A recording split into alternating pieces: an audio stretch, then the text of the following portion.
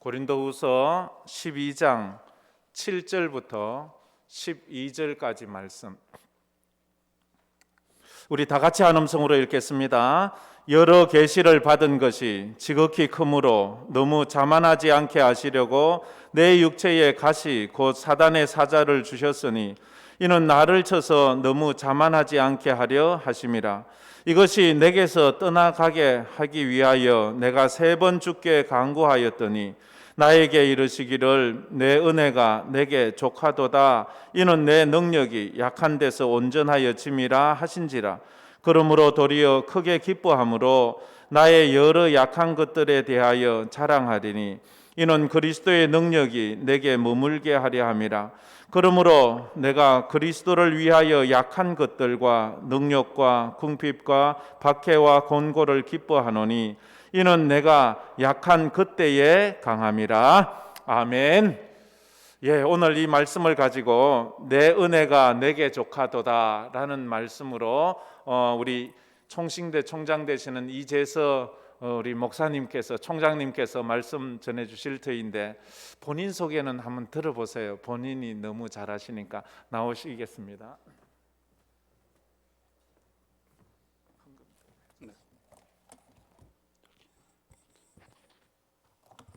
알겠습니다. 잠깐 기도 드리겠습니다. 살아계신 아버지 하나님, 은혜를 감사합니다. 하나님 사랑하시는 황금교회 귀한 성도님들을 이 시간에 보내주시고 함께 예배하게 하시고 하나님을 찬양케 하신 것을 감사합니다.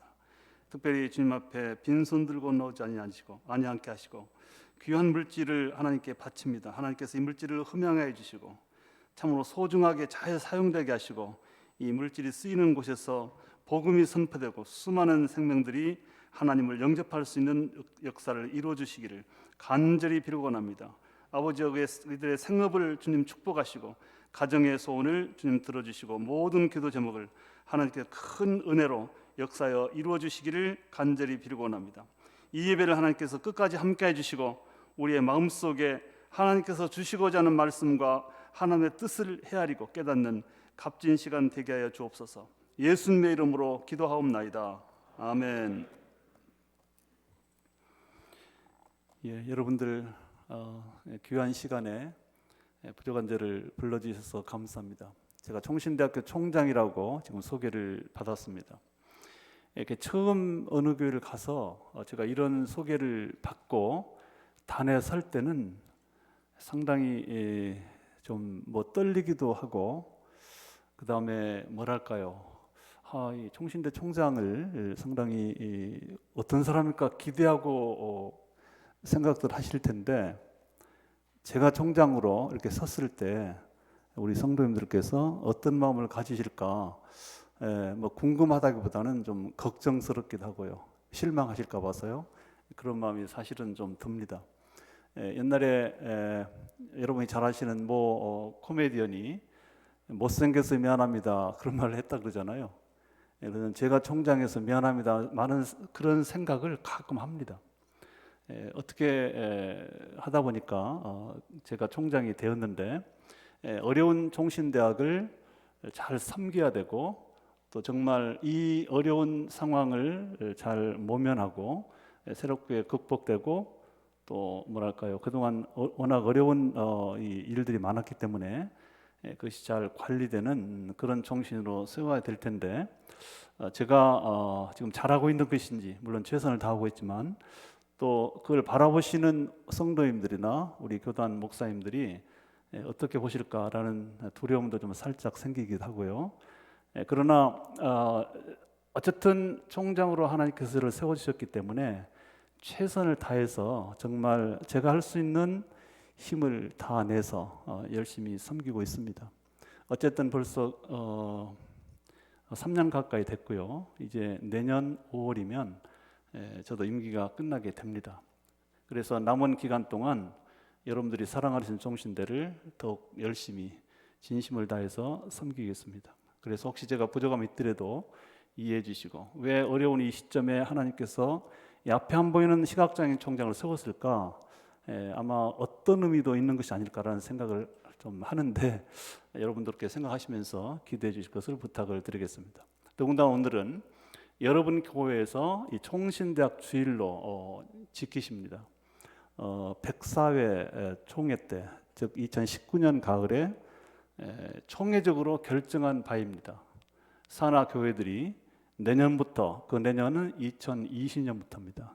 그러니까 재작년부터 1년에 어느 주일이든 총신대주일로 정해서 총신대학을 위해서 기도하고 또 힘이 닿는 범위 안에서 성화하자고 하는 그거를 총회적으로 결정했지만 공교롭게도 코로나가 터지는 바람에 잘 실시가 되지 못하고 있습니다. 본의 아니게요. 그럼에도 불구하고 상당히 많은 교회들은 여러 가지 형식을 통해서 총신대학을 지키고 여러분 교회도 오늘 이 엄중한 시기, 더군다나 43년 교회 창립 뜻깊은 날에 총신대 주일로 함께 지켜주신 데 대해서 총장으로서 우리 당회장 목사님 또 장로님들, 당회원 여러분들께, 성도님들께 감사 인사를 드리겠습니다. 이렇게 해주시면 저희들이 더욱 힘이 되고, 야 정말 총신대학 그동안 어려웠지만 외롭지 않고 이렇게 아껴주고 성원하는 한국교회가 있다는 것을 생각할 때 저를 비롯한 모든 구성원들은 힘을 얻습니다. 다시 한번 감사하다는 말씀을 드리겠습니다. 저는 15세 때 실명이 됐습니다. 아까 아침에 이제 9시 반 예배 제가 끝 무렵에 그 11시 반 예배는 다른 말씀으로 좀 다르게 이어서 하겠다는 말씀을 드렸는데 생각해 보니까 일부 그때 예배에 참석하지 않은 분들이 오셨기 때문에 그냥 비슷하게 여러분들에게 말씀을 드리겠고요. 제가 또 처음 가는 교회에서는 주로 이 간증을 중심으로 합니다. 아마 여러분들께서 궁금해하실 것 같기 때문에 그래요. 뭐가 궁금한가? 일단은 앞이 보이지 않는 총장, 도대체 하나님이 어떻게 역사했고 어떤 하나님의 은혜 속에서 그래도 저런 이 일까지 하게 되었는가 이렇게 궁금하실 수 있다고 생각이 들어요. 그리고 이 간증은 어떻게 보면 개인의 이야기이기도 하지만 한 개인의 삶 속에서 하나님께서 어떻게 역사하시고 어떻게 승리하시는가, 사실은 개인의 승리가 아니라 하나님의 승리인 거죠. 하나님께서 그 인생을 통해서 어느 지점 어떤 상황을 어떻게 극복하고 이렇게 뭐랄까 참 뭐 성공이라면 좀 그렇지만 하나님이 원하시는 그런 자리에 계속 있을 수 있었을까 하는 부분인데, 이건 사실은 개인의 승리나 성공이라기보다는 하나님의 승리인 것이고 하나님께서 만드신 성공이죠. 이제 그런 의미에서 하나님께서 어떻게 역사했는가를 나누는 것은 꼭 뭐 자기에 대한 뭐랄까 과시나 자랑은 아닐 것이라고 생각이 듭니다. 사실은 오늘 제가 본문으로 택한 사도 바울의 이 고린도후서 이 본문의 말씀도 사도 바울의 간증입니다. 바울의 간증이 그가 쓴 서신 안에 이것저것 이렇게 소개가 되어 있지만 오늘 본문이 가장 감동적입니다. 그리고 이해하기가 쉽습니다. 사도 바울이 상당히 본인 입장에서는 심각하게 느끼는 육체적 장애를 가지고 있었습니다. 말하자면 지금식으로 말하면 바울도 아마 장애인 등급을 받을 수 있을 것 같기도 합니다. 왜냐하면 약시였기 때문에 그렇습니다. 약시는 잔글씨가 안 보일 수도 있고요, 혹은 밤에 불편을 느끼는, 그리고 요즘은 의술이 발달되고 안경이 발달이 돼서 어지간하면 이렇게 다 보이는, 그러지만 안경이 없는 그때는 그야말로 불편합니다. 아마 그런 정도가 아니었을까. 그런 육체적 장애를 가지고 있었는데 그 육체적 장애를 바울은 스스로 표현하기를 육체의 가시, 그리고 또 한 차원에서는 사탄의 사자라 이렇게 표현을 하고 있습니다. 이거는 그 장애가 그에게 안겨주는 어떤 특징에 대한 설명입니다. 그게 아파요. 아프다는 것은 뭐 진짜로 이렇게 꼬집는 그런 아픔이라기보다는 본인이 수행해야 될 사역을 수행하는데 그게 지장이 되기 때문에 마음도 아프고 마음이 뭐 마음뿐 아니라 정말 불편이 너무 크다고 하는 그거를 아픔으로 표현하고 있다, 이렇게 저는 생각을 합니다. 그리고 또 한 가지는 사탄의 사자라고 하는 것은 이게 자꾸 방해가 됩니다. 하나님 일을 하는데 방해가 되고 있어요. 그리고 그것 때문에 핑계가 돼가지고 자꾸 게을리할 수도 있고요. 또 그거 핑계대고 어떤 일을 미룰 수도 있고, 그런 차원에서, 왜냐하면 이 사탄의 속성은 성도로 하여금 혹은 하나님의 사역자로 하여금 자꾸 못하게 막는 것이거든요. 그리고 나름대로 타당한 이유를 제시해요. 너 눈도 안 보이잖아, 잘. 눈도 나쁜 사람이 가다가 다칠 수 있는데 왜 그 길을 가려 그래? 미뤄 이렇게 써. 이런 것들이 다 속삭임이고 방해거든요. 그런 차원에서 아마 그런 거를 경험했기 때문에 그런 특징을 표현하기를 사탄의 사자라, 아마 이렇게 한 것 같아요. 어쨌든 그게 너무 힘들고 고통스러워서 이제 주님께 간곡하게 하나님께 간구를 하죠. 3번씩이나 합니다. 그리고 3번을 했을 때 그에게 들려주신 하나님의 음성, 답변을 우리에게 소개하고 있습니다. 그리고 오죽하면 사도 바울식 되는 분이, 그 뜻은 이 고린도후서는 바울 서신 13권 중에서 세 번째로 쓴 책입니다. 바울 서신인데, 사실은 이 당시 바울의 수준은 본인이 고백한 것처럼 하나님의 계시를 받은 것이 너무나 크고 많았어요. 어지간한 건 다 이해가 되고 바울이 말하면 다 진리에 합당하고, 그가 우리에게 뭔가를 권면하면 그대로 진리가 되고요. 그럴 정도의 신앙적 경지에 오른 사도 바울이 본인의 문제로 인해서 고통을 느꼈다고 하는 것은 그게 얼마나 불편했는가를 보여주는 것이고요. 그래서 그것을 없애달라고 간곡하게 3번을 기도하고 나서 그에게 들려주신 음성 혹은 하나님의 답변을 우리에게 소개합니다. 2가지가 소개되어 있어요. 하나는 내 은혜가 내게 족하다. 이게 첫 번째 답변이고요. 그리고 이어서 왜 내가 이것을 너에게 주었냐 하면 또 하나 이유가 있어. 그 이유는 나의 능력은 약한 데서 온전해지기 때문에 그래. 이게 하나님 말씀입니다. 하나님 바울에게 말합니다. 너 약함, 그걸로 인해서 불편하고 세상을 살아가는데 힘든 걸 알아. 그 약함, 그러나 나의 능력은 바로 그 약한 지점에서 온전하게 발휘되는 것이야. 이것이 하나님이 그에게 들려주신 응답이었고, 그 2가지를 우리에게 오늘 소개합니다. 내 은혜가 내게 충분하다. 그리고 바로 그 약한 너의 육체적 조건 속에서 나의 능력은 온전하게 발휘가 되는 것이기 때문에 그렇다. 이렇게 이제 말씀하고 있는 것을 했대요. 그랬더니 이제 바울이 바로 이어서 하는 말이, 그렇기 때문에 나는 크게 기뻐함으로 내가 가진 약함을 오히려 자랑한다. 그 전까지는 부끄러움이었고 불편이었고 고통을 주는 것에 불과했지만 그것을 지금은 오히려 자랑거리로 여기고 기뻐함으로 자랑한다. 그리고 내가 자랑하는 이유는 바로 그 지점에서 하나님의 능력이 발휘되기 때문에 그렇다라고 이제 본인의 이해와 설명까지를 우리에게 이제 간증을 하고 있어요. 저는 물론 이것은 제가 예수를 믿었을 때는 이런 은혜로운 말씀을 알지는 못했지만, 그러나 제가 예수를 믿었을 당시도 아마도 이 의미적으로는 이 비슷한 은혜를 저도 깨달았던 시절이 있었습니다. 저는 15세 때 실명이 되고 실명된 이후에 약 7년 정도 지냈을 때 예수님을 영접을 하게 됐습니다. 그 7년 동안에는 제가 서울에 있는 시각장애인 학교를 다녔습니다. 앞에 안 보이는 사람들이 다니는 학교입니다.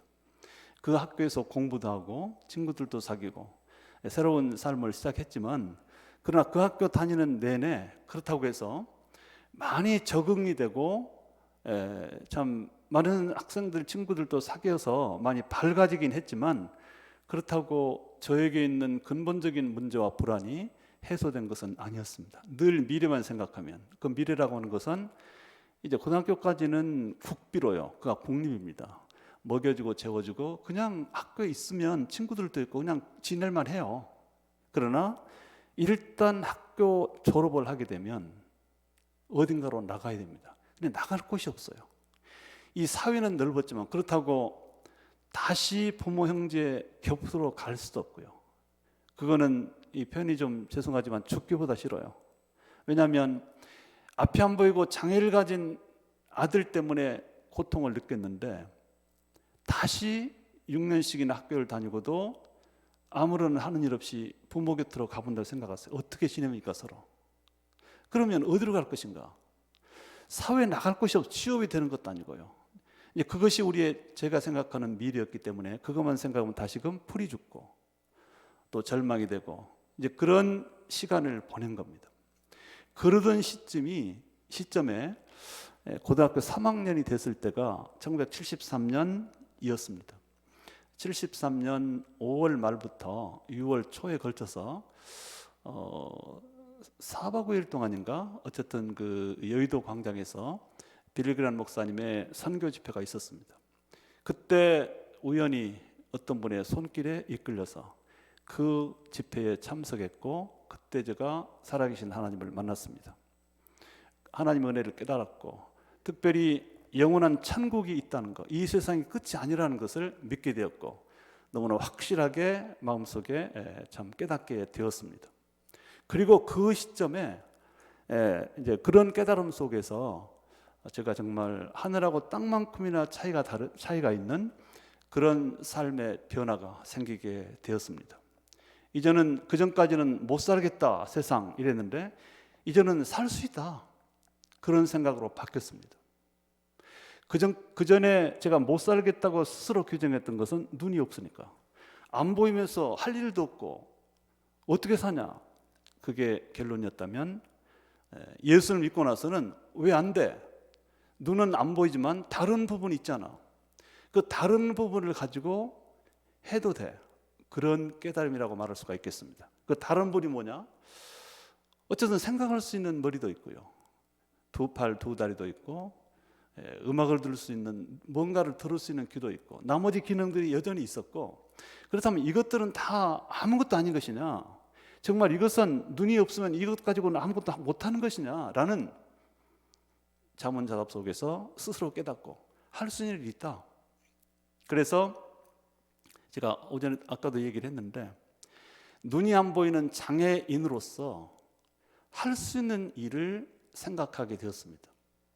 그리고 만약에 하나님께서 나에게 눈을 걷어가시고 다른 기능만 남겨뒀다면 그 배움이 안에서 내가 아마도 할 일이 있을 것이다. 어떻게 보면 눈의 높이라고 할까요? 그냥 눈의 높이를 저의 현실로 조정하니까 할 일이 보여요. 그래서 과거에는 어떤 것도 할 수 있는 것이 없었어요. 왜냐하면 그때는 눈이 안 보이는데 눈을 가지는 사람이 기대하고 꿈꾸는 미래를 나도 똑같이 바라보고 있었어요. 그러니까 뭐 안 되는 거죠 절대로. 그러나 은혜를 받고는 눈이 안 보이면 안 보인 대로 눈 없이도 할 수 있는 일을 생각해 봤어요. 그래서 생각해낸 것이 장애인 선교라는 것이었습니다. 특별히 예수님을 믿고 보니까 이 하나님을 믿는다고 하는 것이 얼마나 큰 은혜이고 정말 근본적으로 사람을 바꿔줬습니다. 모든 사고 구조를. 그래서 정말 저런 은혜를 경험했어요. 그래서 자꾸만 눈이 없이 할 수 있는 게 뭘까 생각했을 때 제가 깨달았던 은혜를 다른 장애인들에게도 소개해 주자. 저는 너무나 그것이 선명했고 또 그 과정을 제가 잘 아니까죠. 얼마나 불편해하고 그러나 예수님을 믿고 나면 어떻게 달라지는가를 그대로 말해주자. 그대로 소개하자. 복음을 말해주자라는 것을 제가 하게 되었고 그거를 제가 이제 장애인 선교라고 하는 것으로 이제 생각을 하면서 그래서 저는 이런 또 응용적인 생각을 해봤습니다.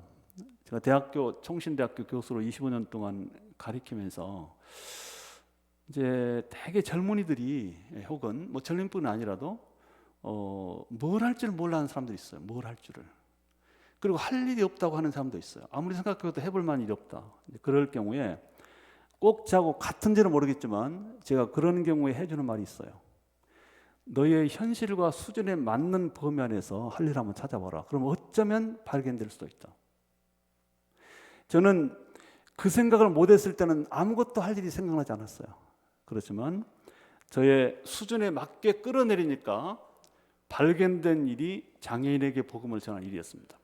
어쨌든요. 이제 그래서 그럼 장애인에게 복음을 전하기 위해서는 뭘 해야 되는가?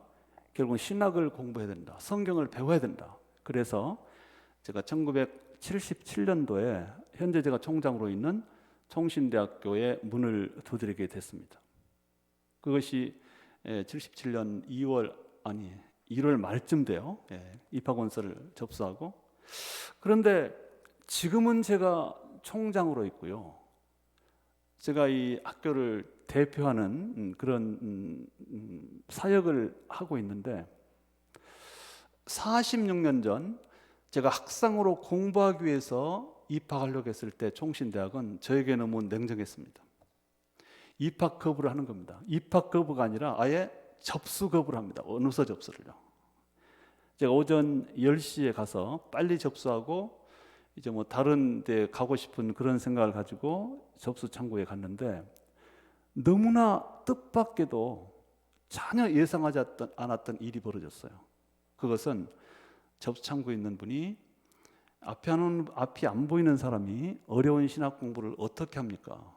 더군다나 신학 공부를 할 때는 외국어를 많이 합니다. 뭐 영어는 기본이지만 뭐 헬라어, 히브리어, 독일어까지 한다고요. 실제로 이제 그거 다 공부하더라고요. 그래서 이런 걸 어떻게 할 것이냐고. 신학은 어렵다. 그리고 거기다가 더군다나 시설도 뭐 장애인들이 공부할 조건이 안 돼 있다. 이것이 이유였어요. 그러면서 거부하는 겁니다. 그래서 제가 다 할 수 있습니다. 할 수 있으니까 걱정 마시고, 그리고 특별히 시각장애인들이 공부하는데 당시로서는 무슨 시설이 특별히 할 수 없고 할 수 있는 시설도 없었어요. 그래서 괜찮으니까 받아달라고 해도 안 되는 거예요. 근데 제가 그 자리에 원서를 접수하기까지는 상당한 시간 동안 기도됐고요, 고민됐고요, 또 많은 사람들과의 대화를 하면서 결국 그 자리에 원서를 들고 갔는데 창구에서 거부를 한다고 그냥 돌아올 수가 있겠습니까? 계속 사정을 했어요. 받아주십시오. 할 수 있습니다. 근데 언제까지 거부하고 아예 이 말도 못 붙이게 해요. 더군다나 이제 당시만 해도 지원율이 높다 보니까 하루 종일 젊은 청년들이, 이제 지원자들이 그 입학 접수 창구를 오가면서 친구들끼리 부모하고 함께 가지고 그 즐겁고 뭐랄까 쾌활한 목소리, 웃음소리가 막 가득 찬 방 안의 한쪽에서 제가 오후 5시까지 서 있었어요. 그리고 계속 틈이 되면 해달라고. 근데 안 되는 거예요, 끝까지. 결국 이제 접수가 마감되는 시간이 5시였는데 그때 하도 그러고 있으니까 사람들은 거의 없고요. 이제 직원들만 있는데 그 접수상고에 있었던 그분이 당시에 학장님에게 전화를 드려요. 제 앞에서요. 제가 다 들었죠, 이쪽 얘기를. 그때 김희우 학장이라는 분이 계셨어요. 나중에 알았더니. 근데 아침부터 앞에 안 보이는 학생 하나가 와가지고 이렇게 안 가고 있으면서 원서를 받아달라 그러는데 어떻게 하면 좋겠습니까? 그러니까 이제 서로 뭐라고 대화를 하면서 딱 전화를 끊고 저에게 하는 말이 그래요. 받겠다 그러면. 그런데 조건이 있다. 그래서 어떤 조건입니까? 그랬더니 어려운 신학 공부를 하는 과정 속에서 일반 학생들하고 비슷하게 스스로 자기 능력으로 따라오지 못하면 학교에서 조처를 취할 수밖에 없다. 퇴학 조처를 말하는 거예요.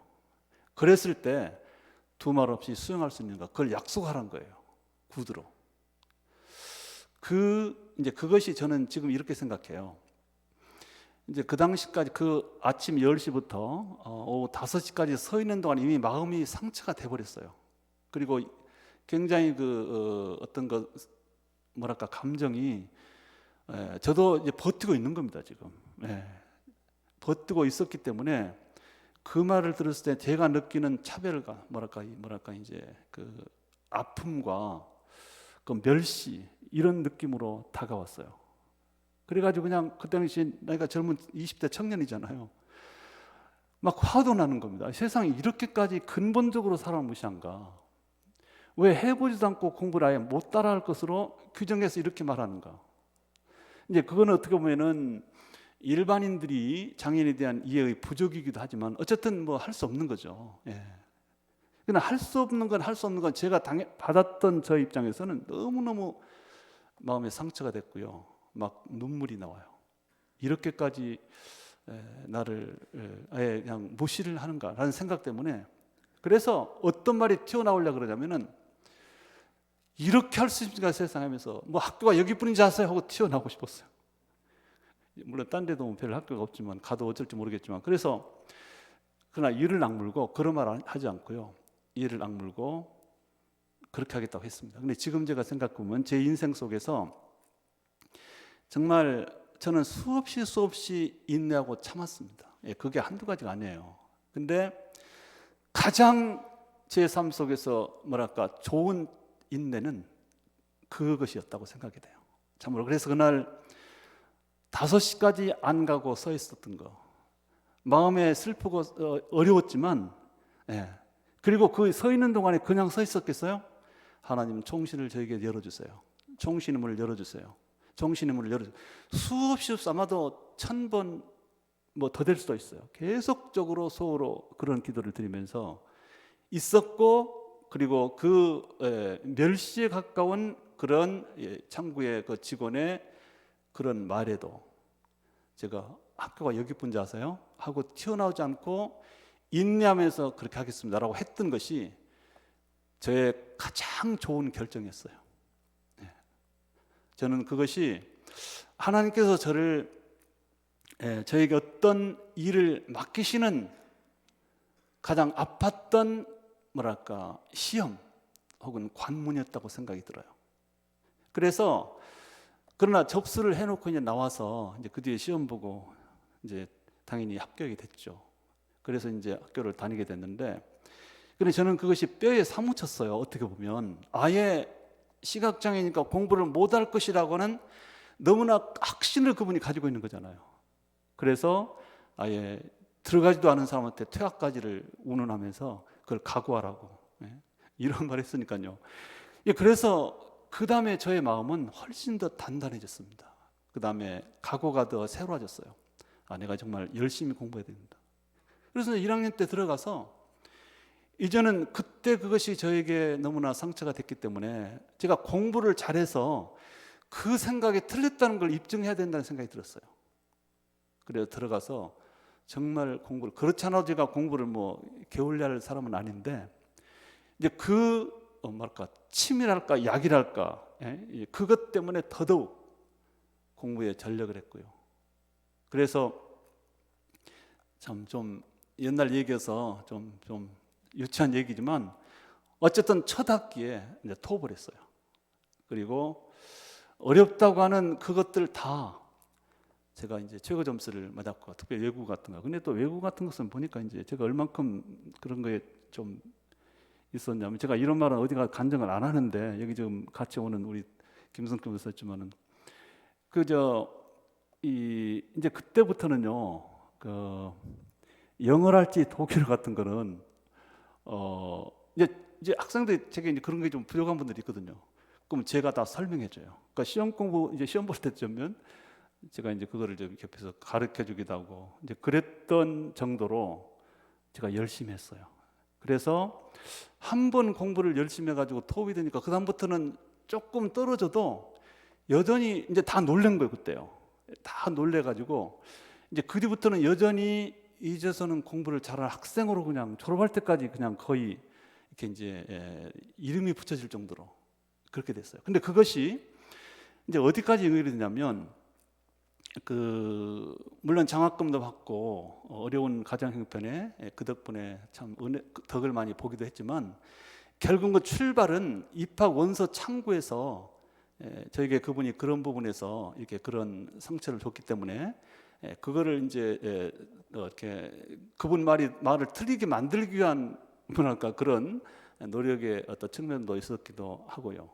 근데 그 다음에 제가 이제 아까도 말했지만은 장애인 선교라고 하는 거를 하기 위해서 신학 공부를 하기 위해서 총신대 갔다 그랬는데, 근데 1979년 사실은 그래서 여러분 교회 창립이 43주년인데 저희 미랄도 1979년 10월에 만들어졌기 때문에 올해가 43주년입니다. 올해 10월에 여러분들 교회는 2월이고 우리가 8개월, 여러분 교회가 8개월 형님입니다. 그래서 43년이 됐는데 이것도 사실은 어떻게 보면 그 입학 접수 창구에서 그분이 그렇게 침을 놔준 덕분에 열심히 공부를 해가지고 공부를 잘하는 것이 주변에 이렇게 좀 소개가 되면서 어떤 일이 하나 생겼냐면 79년도 봄에 저 신촌에 있는 대흥제일교회라고 있어요. 너무 구체적인 얘기를 하는데 그 교회 청년들이 한 80명 정도 모여서 토요일마다 성경 공부를 해요. 저는 당시에 주일날은 다른 교회를 출석했는데, 근데 거기에서 어느 날 친구를 따라서 한번 갔는데 그 교회에서 벌써 이제 저를 같이 데리고 왔던 같은 동료 학생이 저를 소개할 때 어떻게 소개하냐면 저 장학생이라고 그 말을 가지고 이제 저를 소개하는 거예요. 근데 하여튼 그 덕분에 어떤 일이 벌어졌냐면 그 청년부 담당 전도사입니다. 전도사 그분이 저보고 청년들을 정기적으로 가르쳐 주라는 거예요. 그룹을 맡아가지고. 그런 일, 이거는 시각장애인에게 그 당시에 그 이제 참 기라성 같은 대학 학생들이 주로 이루고 있는 그 청년들인데 그 청년들 저보고 가르치라는 거예요. 그렇게 공부도 잘하신다는데 한번 해보라고. 그래가지고 이제 그거를 제가 수용을 했어요. 그래서 그때 그 청년들을 가르치고 나서 토요일마다 가서 가르쳤거든요. 가르쳤는데 그렇게 저를 좋아해 주는 겁니다. 사랑해주고 좀 표현이 어쩔지 모르지만은 저를 따른다고 할까요? 전도사님, 뭐 나이는 어리지만 전도사 하면서 어떤 경우는 뭐 신앙 상담을 해오기도 하고요, 성경을 물어보기도 하고요, 막 이런 겁니다. 그러면서 그때 제가 이 청년들을 데리고 한번, 왜냐하면 뭐든지 저를 그렇게 도와주려고 그러니까요, 장애인들에게 일을 좀 하면 어떨까라는 생각을 가지게 돼가지고 사실은 그 대흥제일교회 청년들을, 제가 성경을 가르쳤던 청년들 데리고 시작하는 것이 미랄 선교단이에요. 미랄이라고 하는 이름도 그 청년의 이름이 미랄이었어요. 그러니까 뭐 별 생각 없이 그러니까 그 청년들이 도와주기 때문에 그 청년회 이름을 차용해서 그냥 한국 미랄 선교단, 그거를 79년에 제가 창립한 겁니다. 그것이 지금 세계적으로요, 아마 아시겠지만 그 미랄이라는 이름으로 행해지는 국내외 모든 것들은 그 미랄이 뿌리입니다. 그 파생되고 발전하고 복지재단도 여러 개가 있고요. 그리고 이제 뭐 전 세계에 상당히 퍼져 있습니다. 상당히 커 있어요. 그렇게 해서 미랄이 만들어진 거예요. 그래서 결국은, 그리고 이제 그 총신대학을 다니면서 저에게 주어진 미랄을 만들고 나서 또 한 가지의 소원이 막 간절하게 생기는 겁니다. 그거는 미랄이라는 선교단체를 국내뿐 아니라 세계적으로 장애인 선교를 하기 위해서 미국을 가야 되겠다는 간절한 소망이었습니다. 그리고 장애인 선교를 잘하려면 신학만 갖고는 좀 한계가 있고, 신학은 좀 당연히 공부하고 사회복지를 공부해야 되겠다, 이런 꿈이 생겼어요. 그래서 미랄 운동을 세계적인 운동으로 확산한다는 한 가지 계획, 꿈, 또 한 가지는 그 일을 잘하기 위해서 사회복지를 공부하자, 이 두 가지 꿈을 가지고 제가 84년도에 유학을 갔어요. 그러니까 사실은 제가 보면 이 모든 과정들이 다 연결이 되어 있더라고요. 제가 실명이 됐기 때문에 이어지는 여러 가지 일들, 하나님도 만났고, 그리고 이제 학교도 갈 수 있었고요. 제가 실명되기 전에는 제 집이 가난해서 저희 부모님의 어떤 재정적인 수준으로는 중학교를 보낼 수가 없어가지고 중학교를 못 갔거든요. 그래서 이제 어쨌든 실명이 됐기 때문에 공부할 수 있는 기회도 생기고, 그리고 이제 장애인에 대한 생각을 하게 되고 미랄도 만들고, 그리고 그걸 하다가 유학 동기도 생기고, 이제 그렇게 해서 쭉 가서 제가 미국에 가서 딱 10년을 유학을 했습니다.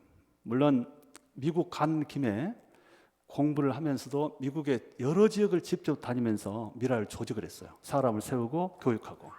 여기 좀 우리 김 목사님도 LA 미라를 아시더라고요. 근데 그것도 제가 직접 가서 조직하고 세운 겁니다. 그리고 사람도 보내고요. 이제 그렇게 해서 미랄도 하고 또 10년 동안에 공부돼서 석박사들 받게 되고요. 하여튼 그런 모든 일들이 참 지금 생각해 보면 정말 어떻게 이렇게 뭐랄까요? 은혜롭게 연결돼 가지고 진행이 됐을까? 이거를 정말 제가 놀랍게 생각을 하고요. 그리고 이제 공부를 박사학위를 취득하고 이제 94년도에 귀국을 했는데 제 모교인 총신대학교, 옛날에는 원서도 거부했던 학교인데 공부를 딱 마치고 오니까 바로 94년 가을 학기부터 강사를 이제 강의를 하라는 거예요. 그래서 너무나 감사하게 이제 강의를 시작했고, 그리고 이 96년부터는 정식 패컬티 교수로 채용이 돼가지고 약 한 24년 5년 정도 이렇게 교수로 또 봉직을 했습니다. 물론 미랄도 하면서요, 미랄 일도 하면서 이제 그렇게 지내왔던 것이 저의 삶인데, 근데 그러면 어쩌다가 총장이 됐는가? 이제 그것도 정말 이해할 수가 없어요, 과정이요. 2018년에 저희 총신대학이 정말 어려웠습니다. 어려움의 극치가 뭐냐면 당시에 총장께서 이런저런 일로 연루돼 가지고 구속이 됐어요. 그럴 정도면 학교가 어떤 상태인가를 아실 거예요. 그런 상태 속에서 학교는 모든 것들이 마비가 되고 이제 이 임시 교수회의, 이제 임시 교수회의가 비정상적으로 운영이 됐지만 이제 거기서 이제 뭘 결정을 하게 되는데, 그것도 묘한 것이 뭐냐면 2018년 8월 말 이제 대개 교수들의 은퇴는 8월 말, 2월 말 나이에 따라서 이렇게 이제 되는데, 그 당시에 비상교수회의 의장을 맡고 있었던 모 교수님, 저하고 똑같은 53년생이에요. 근데 그분이 8월 말에 은퇴를 하게 됐어요. 나이 때문에. 그럼 그 다음에 이제 새로운 비상교수의 의장을 누구를 선정을 해야 되는데 누구를 할 것인가 했더니 가장 고참이 전 겁니다. 저는 6개월 후에 은퇴를 앞두고 있었거든요. 그래서 어쨌든 가장 고참이니까 이재수 교수에게 좀 부탁을 하자 해서 저보고 비상교수 의장을 하라는 거예요. 제가 그래서 2018년 9월 1일부터 비상교수의 의장을 하면서 회의도 주재하고 이런저런 어려운 문제를 풀어가는 일을 했는데, 그렇게 했더니 그런 과정 속에서 이제 새로운 총장을 뽑을 시점이 되는데요. 아니 자꾸 주변에 저보고 총장에 지원하라는 거예요. 동료 교수들이요. 그래서 처음에는 아이고 그런 말씀 말라고, 저를 지금 놀리면 안 됩니다. 그러면서 혹시라도 장난을 그렇게 하시면 안 된다는 말까지 제가 했는데, 거듭거듭 반복해서 몇 사람들이 그렇게 저한테 지원을 해보라는 거예요. 그래서 그냥 한번 해본 겁니다, 지원을. 물론 기도하고 마음의 결정이 있었지만 지원을 했더니 결과적으로 여러 가지 과정이 있었고요. 모두 11명 지원자가 있었고 또 4차례에 걸친 심사가 있었는데, 그런 과정 속에서 그냥 최종적으로 제가 총장이 돼버렸어요. 그래서 저도 놀래고 학교도 놀래고 그 소식을 들은 사람들이 다 놀랐습니다. 세상에 이런 일이 있는가. 앞이 전혀 안 보이는 사람이 총장이 되다니, 그것도 총신대학교. 저는 처음에 총장이 되었을 때 너무 물론 기뻤습니다. 참 놀라기도 하고요, 감사하기도 했는데, 근데 문제는 정말 내가 총신을 잘 끌 수 있을까라고 하는 그런 이 걱정이 또 저를 엄습했어요. 그리고 특별히 총신대학이 정상적인 학교가 아니라 당시에 이사도 관에서 파송한 임시이사들이고요. 그리고 재정적으로도 거의 파탄이 나 있는 상태고요.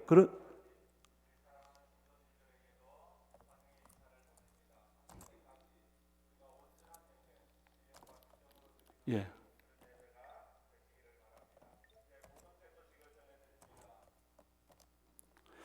그래서 그런 상황 속에서 이제 불안하고 걱정이 되는 거예요. 내가 어떻게 할 것인가. 이제 그런 상태에서 제가 하나님께서 저에게 주신 그 마음, 그리고 이 결심이 뭐냐면, 제가 말이 그렇지 미국 유학 10년, 그리고 미라를 앞이 보이지 않는 사람이 수많은 사람들을 이끌면서 그 사역을 감당하는 게 쉽지가 않았어요. 근데 그럴 때마다 제가 붙들었던 그 말씀이 하나 있었습니다. 그게 뭐냐면 잠언 3장 6절이에요. 범사의 그를 인정하라. 그리하면 지도해 주신다. 그래서 그걸 제가 미국 유학할 때도 혼자 지팡이 짚고 아는 사람 한 사람 없는 곳에 돈 없이 유학을 가면서도 하나님을 인정하라. 범사의 모든 일에 그를 앞세우고 인정하면 그가 갈 길을 지도해 주신다. 이 말씀을 붙들었어요. 그래서 그 말씀을 붙들고 살아오는 삶이 어떻게 보면 성공이 됐습니다. 다 참 뭐랄까 이 모든 것들이 해결되고 이루어졌어요. 그래서 총장이 되고 암담한 마음이 처음에 들었을 때 나의 삶을 그 말씀이 인도해 주셨던 것처럼 다시금 그 말씀을 붙들었어요. 하나님을 앞세우고 하나님을 인정하면 그 약속의 말씀처럼 내가 갈게, 내가 무엇을 할 것인지 앞서서 가르쳐 주시고 지도해 주신다. 지금까지도 그 말씀을 붙들고 있습니다. 근데 사실은 힘들었어요. 총장이 되었을 때 제일 힘든 게 뭔지 아세요? 그 이제 총장이라는 자리가 되고 보니까 그전에는 몰랐습니다. 이게 엄청나게 뭐랄까요? 하여튼 엄청난 청탁이 들어오고요. 그리고 정치적으로 흔들리고요. 또 이 뭐랄까요? 하여간 여러 가지 구조 속에서 어려운 자리였습니다. 그래서 이제 그런 과정 속에서 견디기 힘들었던 거는 이제 그렇게 이제 가짜 뉴스로 공격을 해와요. 지금도 완전히 가시지 않았을 것 같아요. 그래서 정말 제가 이제 총장이 되면서 제가 무슨 힘이 많아서 무슨 업적이나 큰 뭐 실적을 남기려고 노력하겠어요. 저는 결심한 게 이겁니다. 내가 총장하는 동안 내가 미라를 40년 동안 이끌어오면서 성공했던 이유가 뭐냐면 그야말로 공정 투명했거든요. 인사나 혹은 재정이나 정말 그것에 대해서 철저하게 이렇게 공개하고 했었기 때문에 거기서 배운 그런 노하우랄까 혹은 거기서 키워진 나의 사역의 자세를 그대로 적용해서 공정하고 투명하고 바르게 하자. 그래서 내가 4년 임기를 마쳤을 때 이제서 총장은 뭐 건물도 뭘 짓고 엄청난 업적을 남겼다 그 말보다도 그래도 이제서 총장은 어려운 시기에 바르게 했다. 그 말만 들으면 된다. 그렇게 해서 인사든 뭐 뭐든 간에 정말 단 하나도 거짓된 것이나 개인적인 친소관계나 재정이 있어 그렇고요. 없이 일을 해오고 있거든요. 그리고 이제 어쨌든 관에서 보낸 이사를 그래도 2년 만에 빨리 종식시켜서 정이사가 들어오게 했고요. 그랬는데 하여튼 흔들어요. 별걸 다 가지고 온갖 가짜 거짓. 그래서 얼마 전에 그걸 이렇게 막무가내로 퍼뜨리는 뭐 기자가 와가지고는 저한테 이제 사과 비슷하게 말하면서 그래서 내가 그랬어. 아니 내가 당신 신문에 난 것이 그 여러 가지 그 내용 중에 단 한 가지로 사실이면 내가 정말 내가 학교를 떠난다. 한번 입증을 해봐라. 그랬더니 하여튼 뭐 다른 이유 때문에 그랬느라고 그런 말을 제가 듣고는 놀랐어요. 그러나 이제 문제는 그런 기사들을 본 목사님들이나 성도들은 그런 줄 알고 있을 거예요. 뭐 총장의 재정비, 일전도 그런 일이 없거든요. 이제 그렇게 막 퍼뜨리고 소문을 내는 거예요. 그게 지금까지도 저에게 괴로움이 돼요. 예. 그리고 실제로 어디를 가보면 그걸 믿는 분들이 있어요. 그러면 일일이 제가 설명할 수도 없고. 오늘 지금 이번에 11시 반 예배 설교는 제가 이상하게 돼버렸는데 어쨌든 제가 아까도 이제 정말 세계에서 처음으로 앞이 안 보이는 빛도 감지할 수 없는 1급 중증 시각 장애인이 총장이 됐어요. 이거는 어떻게 보면 우리 한국교회에 보내는 하나님의 어떤 메시지가 아닐까라는 생각을 제 스스로 해봐요. 이건 아선일 수 있는데 오죽하면 총신대하게. 왜냐하면 우리는 모든 것이 하나님의 절대주권이잖아요. 하나님께서 정하지 않고는 되는 일이 없어요. 그렇다면 제가 총장된 것도 하나님이 보내신 것이 정해주신 것인데 왜 그럼 하나님이 그런 결정하셨을까? 이것 자체가 어떤 메시지는 아닐까 좀 이렇게 이해하시면서 예를 들면 올해 총회장께서 은혜로운 동행 그랬잖아요. 참 좋은 슬로건이에요. 그러니까 나 같은 사람도 함께 손잡고 가야 되는 거, 그래야 은혜로운 동행이 되는 거잖아요. 그리고 제가 워낙 부족하기 때문에, 부족함이 많기 때문에 함께 손잡고 협조하라. 혼자 두지 말아라. 학교를 위해서. 그것이 은혜로운 동행 아닐까. 그래서 실제로 저의 손을 잡고 제가 총장직 수행하는데 도와주는 분 많습니다. 기도해 주시고 정말 큰 힘이 되는 분들 너무너무 많습니다. 그런 분들의 협조와 성원과 이런 것으로 인해서 지금까지 정말 제가 생각할 때는 나름대로 잘 학교를 끌어오고 있어요. 앞으로 남은 1년 3개월도 같은 자세로 끝까지 하려고 생각합니다. 세계에서 최초로 탄생된 시각장애인 총장이 총신대학교를 성공적으로 이끌고 무사히 끝까지 임기를 마칠 수 있도록 여러분들이 성원해 주시고 기도해 주실 것을 부탁을 드려요. 제가 총장 되고 났을 때 굉장히 놀라운 일들이 벌어졌는데요. 어떤 분들은 특별히 물론 학교 의미를 떠나서 전국에 있는 많은 장애인들과 그 가족들이 저에게 전화하다고 연락을 해와요. 그러면서 정말 우리 아이가 목사님 총장 됐다는 말을 듣고 너무나 기뻐한다. 그 장애를 가진 아이죠. 그러면서 마치 자기가 된 것처럼 그러더라. 그러기도 하고 어떤 분은 전화를 해가지고요. 그분은 어떤 일이 가냐면 자기가 교회를 다니다가 시험이 들었대요. 그래서 아이고 기독교 이 참 뭐 하면서 이제 떠났대요. 20년 다니던 교회를 떠났는데 앞에 안 보이는 1급장이 총장 됐다는 말을 듣고는 다시금 교회를 생각하게 됐답니다. 그래도 역시 교회는 다른 조직과는 달라. 역시 사랑이 있는 곳이고 진리와 정의가 그래도 있어 라는 생각을 가지고 다시 교회를 다니기로 결심을 했대요. 저는 가만히 앉아서 전도를 하기도 하고요. 예를 들어서 하여튼 그 외에도 수많은 분들이 감동을 받았어요. 물론 그 감동이 중요한 건 아닌데 제가 일 잘하는 건 중요한데 그런 다른 측면의 효과도 있었다. 자, 그렇다면 제가 총장을 잘할 수 있도록 밀어주고 도와주셔야 돼요. 그거는 단순히 학교를 위한 일이기도 하지만 저 개인을 위한 것뿐 아니라 그렇게 이 소외된 수많은 장애인들과 가족들 그리고 어려움에 처한 사람들이 희망을 거기서 받고 정말 잘했다. 저런 사람에까지도 기회를 줬구나라고 생각하는 그거를 꺾어서는 안 돼요. 그렇다면 더 이상 저를 흔들어서는 안 돼요. 그것도 사실과 뭐라 해서 사실도 아닌데 자꾸 주장하면서 심지어 어떤 사람은 저보고 동성애를 찬동한다고 정말 그렇게 말하는 순간 그는 죄를 짓는 거예요. 그 말이 안 되거든요. 뭐 그런 공격 저런 공격 정말 제가 괴로웠어요. 네. 근데 지금은 조금 이제 벗어나고 있는데요. 그러나 저는 학교 자체만큼은 최선을 다해서 잘하고 있어요. 제 스스로 생각해도 그렇게 나쁘게 하지 않아요. 우선 공정하고 바르게 하니까요. 여러분, 제가 전혀 다른 얘기를 해서 죄송한데, 어쨌든 이제 오늘 또 특별히 총신의 주의를 지키니까 총신의 얘기를 드렸고, 그다음에 조금 있으면 학교에 대한 좀 여러분들의 마음을 모으는 그런 시간도 있는데, 학교와 특별히 여러분이 사랑하시는 종신대학을 위해서 마음도 모아주시고 기도도 해주시고요. 또 부족함이 많은 장애인이 최초로 총장이 됐으니까요. 제가 좀 성공하는 총장이 되도록 성원해 주실 것을 다시금 부탁을 드리겠습니다. 오늘 제 설교는 사도 바울의 간증문 본문 자체가 여러분의 깨달음이 되시고 은혜가 되시기를 바라겠습니다. 제가 한번 기도하고 마치겠습니다.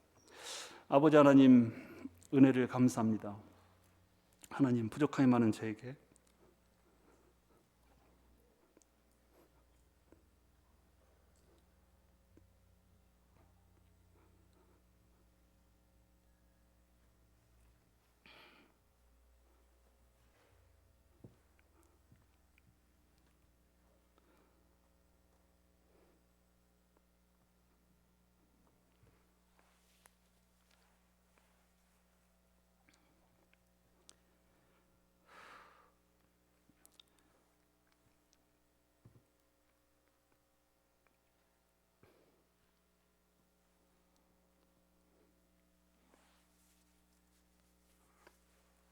하나님 힘을 주시고 종신을 지켜주시고 우리 교단을 지켜주시고 하나가 되게 하시고 서로 이해하게 하시고 존중하는 그런 풍토가 다시금 회복되도록 하나님 역사해 주옵소서.